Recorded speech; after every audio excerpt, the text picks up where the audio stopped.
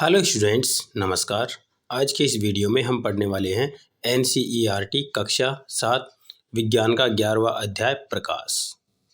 Video शुरू करने से पहले आपसे रिक्वेस्ट है कि आप चैनल को सब्सक्राइब कर लें, वीडियो को लाइक करें, अपने दोस्तों के साथ शेयर करें। चलिए शुरू करते हैं। पहला प्रश्न, रिक्त स्थानों की पूर्ति कीजिए।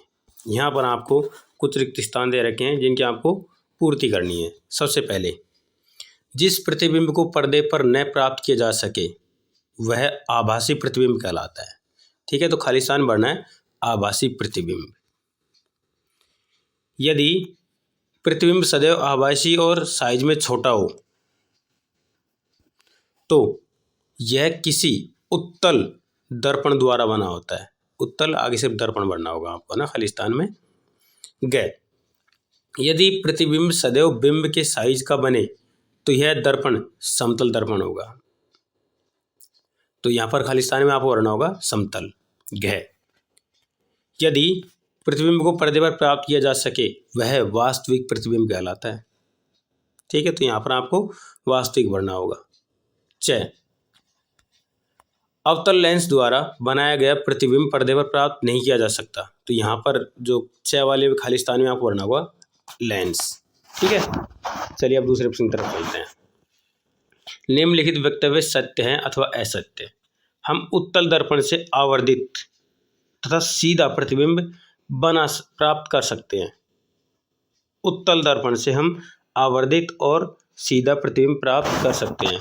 तो ये असत्य है, क्योंकि अवतल दर्पण से हमेशा छोटा प्रतिबिंब बनता है। ठीक है, और उल्टा बनता है। अवतल लेंस सदैव आभासी प्रतिबिंब बनाता है। ये सत्य है बिल्कुल। ठीक है, क्योंकि पीछे की ओर बनता है और पीछे की ओर वास्तव में तो कुछ बनता नहीं है, हमें सिर्फ दिखाई देता है। अवतल दर्पण से हम वास्तविक, आवर्धित तथा उल्टा प्रतिबिंब प्राप्त करते हैं। तो ये सत्य है। वास्तविक प्रतिबिंब को पर्दे पर प्राप्त नहीं किया जा सकता। ये असत्य है, वास्तविक प्रतिबिंब हमेशा पर्दे पर प्राप्त होता है। अवतल दर्पण सदैव वास्तविक प्रतिबिंब बनाता है। तो ये भी असत्य है। अवतल दर्पण एक बार वास्तविक प्रतिबिंब बनाता है, बाकी हमेशा आभासी प्रतिबिंब बनता है। तीसरा प्रश्न, कॉलम ए में दिए गए शब्दों का मिलान कॉलम बी के एक अथवा अधिक कथनों से कीजिए। तो यहाँ पर आपको एक तरफ कॉलम ए दे रखा है, दूसरी तरफ कॉलम बी दे रखा है। ठीक है, तो समतल दर्पण में क्या होता है, जो प्रतिबिंब होता है वो समान आकार का होता है और सीधा होता है। प्रतिबिंब सीधा एवं बिंब के साइज का प्रतिबिंब बनता है। ये 5वां होगा पहले के साथ में। ठीक है, हाँ, दूसरा देखो, उत्तल दर्पण से प्रतिबिंब हमेशा छोटा बनता है। तो ये कौन सा होगा,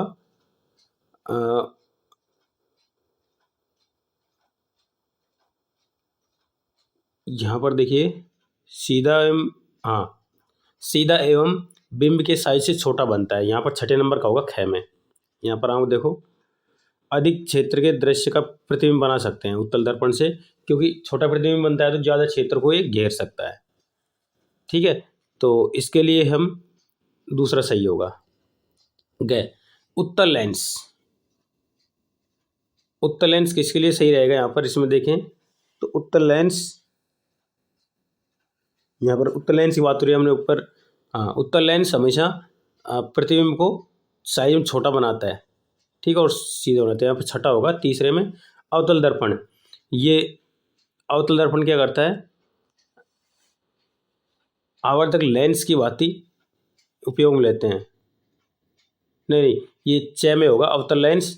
ये आवर्धक लेंस की भांति व्यवहार करता है। और यहाँ पर अवतल दर्पण, ये चौथा होगा जो इसके सामने ही है, उल्टा तथा आवर्धित प्रतिबिंब बनाता है। तो ये इनका मिलान हो गया। चौथा प्रश्न देखिए, समतल दर्पण द्वारा अपने प्रतिबिंब के अभिलक्षण लिखिए। समतल दर्पण द्वारा बनने वाला प्रतिबिंब दर्पण में सीधा तथा बिंब के समान आमाप का दिखाई देता है। समतल दर्पण सदैव प्रतिबिंब बनाता है, सीधा प्रतिबिंब बनाता है।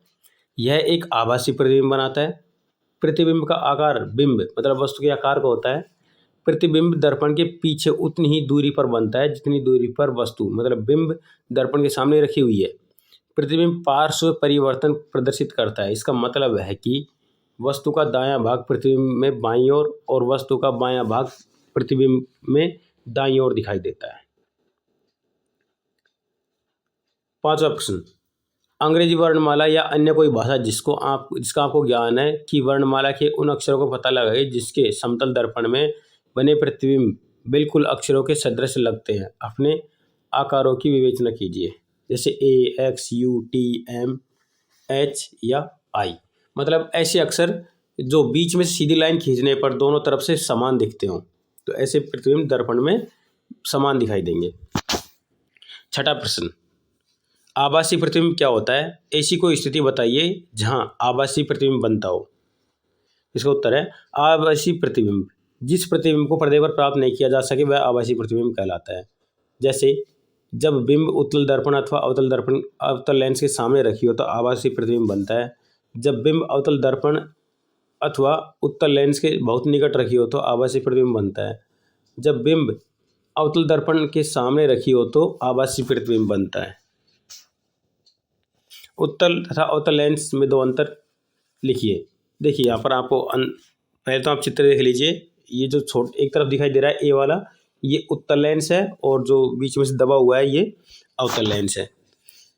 वे लेंस जो किनारों की अपेक्षा बीच में मोटे प्रतीत होते हैं उत्तल लेंस कहलाते हैं, जबकि जो किनारों की अपेक्षा बीच में से पतले महसूस होते हैं वे अवतल लेंस कहलाते हैं। उत्तल लेंस वास्तविक और आभासी दोनों प्रकार के प्रतिबिंब बना सकता है, जबकि अवतल लेंस हमेशा आभासी प्रतिबिंब ही बनाता है। 8वां प्रश्न, अवतल तथा उत्तल दर्पणों का एक एक उपयोग लिखिए। अवतल दर्पण का उपयोग दंत चिकित्सक दांत में रिक्ति का मतलब खाली कैविटी को देखने के लिए करते हैं। उत्तल दर्पण का उपयोग वाहनों में पीछे से आगे आने वाले वाहनों को देखने में किया जाता है, मतलब साइड मिरर के रूप में किया जाता है।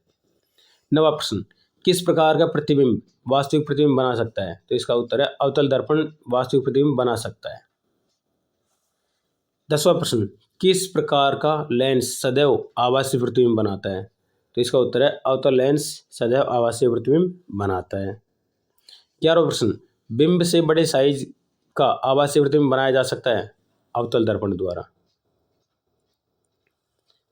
डेविड अपने प्रतिबिंब को समतल दर्पण में देख रहा है। 1 मीटर मतलब दर्पण तथा उसके प्रतिबिंब के बीच की दूरी 1 मीटर है। यदि वह दर्पण की ओर में 1 मीटर चलता है तो डेविड और उसके प्रतिबिंब के बीच की दूरी कितनी होगी? 6 मीटर। देखिए कैसे, यहाँ पर दर्पण और उसके बीच की 1 मीटर की दूरी है, मतलब अगर जो डेविड है उसकी दूरी कितनी होगी अपने प्रतिबिंब से? 2 मीटर। कैसे? कांच से 1 मीटर बिंब है और 1 से प्रतिबिंब, मतलब 2 मीटर दूरी तो वो होगी। और जब 4 मीटर और दूर हो जाएगा तब कितना मिलकर हो जाएगा? 6 मीटर। 13वां प्रश्न, एक कार का पश्च दृश्य दर्पण समतल दर्पण है। ड्राइवर अपनी कार इस 2 मीटर प्रति सेकंड की चाल से बैक करते समय पश्च दृश्य दर्पण में अपनी कार के पीछे खड़े या पार्क किए हुए किसी ट्रक का प्रतिबिंब देखता है। ड्राइवर को ट्रक का प्रतिबिंब जिस चाल से अपनी ओर आता प्रतीत होगा वह क्या होगा? तो यहाँ पर दुगनी चाल होगी, 2 मीटर प्रति सेकंड उसकी चाल है तो 4 मीटर प्रति सेकंड उसकी आते हुए प्रतीत होगा। तो इस प्रश्न के साथ ही हमारे इस पाठ के प्रश्नोत्तर खत्म होते हैं। आपको कोई प्रश्न में दिक्कत आई हो तो कमेंट करके जरूर बताएं। वीडियो को लाइक करें, अपने दोस्तों के साथ शेयर करें और चैनल को सब्सक्राइब जरूर कर लें। चलिए मिलते हैं अगले अध्याय के प्रश्नोत्तर के साथ में। धन्यवाद।